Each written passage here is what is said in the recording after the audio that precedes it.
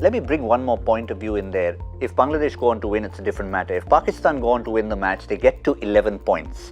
Now, if they get to 11 points, they'll be level with New Zealand, who are in that top 4. The point we're talking about here is that the net run rate of Pakistan, which was so badly damaged, especially in that first game against the West Indies, will be the factor that comes into play. However, we've seen in other sports, particularly in football, that when you come to a situation where a league stage gets completed, you have many criteria.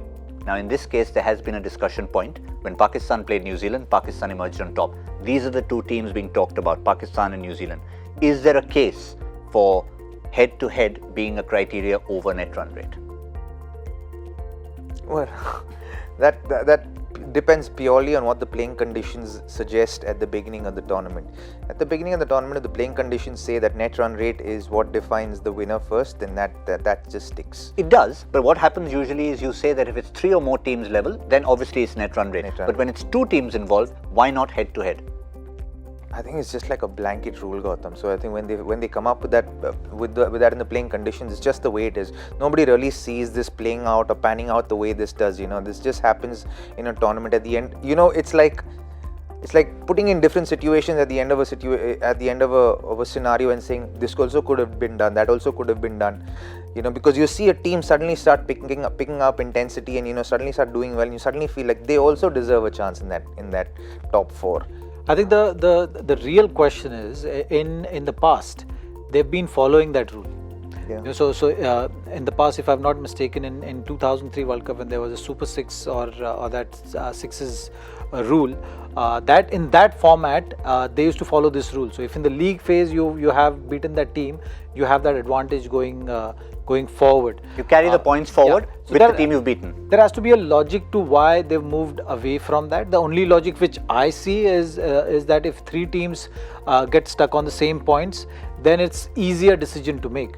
But you have a number of wins as well as a criteria overall. So what if the number of wins are equal? So in Pakistan and New Zealand's case, in this World Cup, maybe for the next World Cup or the multi-nation tournaments, they can have this discussion, throw it open to everyone. It's always work in discuss about, like, if you have first as if teams qualify on the same points or get stuck on the same points, you have the winner of that fixture head-to-head. If not, then go to the net run rate, which you do anyways, the maximum number of wins. So I think the maximum number of wins should be the first criteria. That makes more sense. Yes, it does. When that is equal, then you can go to the next best thing, which is head-to-head.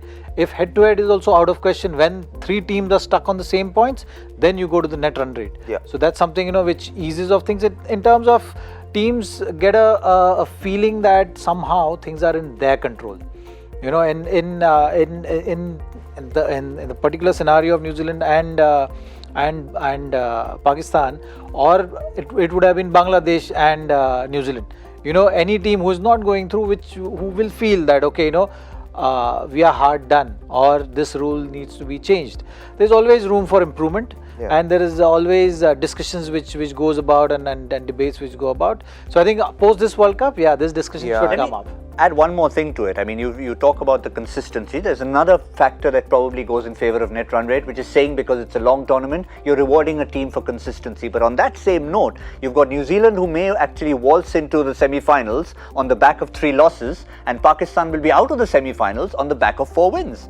Well, see, but that's what Zakpa is also saying. I think there's room for improvement in this whole situation, and I think it will be applied moving forward. You can't really, there's no specific way that's going to be the best way. You reach that best way after a certain process of trying and doing things, right? And I think this is one of those processes. And then I think it's absolutely right. First is number of wins, then head-to-head, and then net run rate. I think that's the way it should go, because credit should be given to first winning, and then head-to-head, and then the details of winning, right? Yeah. Here, right now, we're giving credit to the details of winning, and then everything else comes later. So I think if it goes the other way around, then the teams competing in the tournament like this will feel more in control of their own destiny. I think that would make it fairer, in the larger perspective.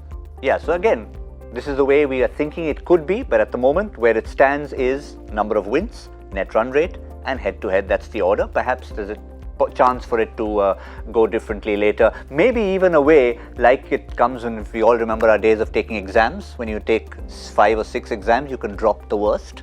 So in this way, Pakistan would have the chance to drop the one against the West I don't remember exams. Those are not good memories. All right, fair enough. Fair enough.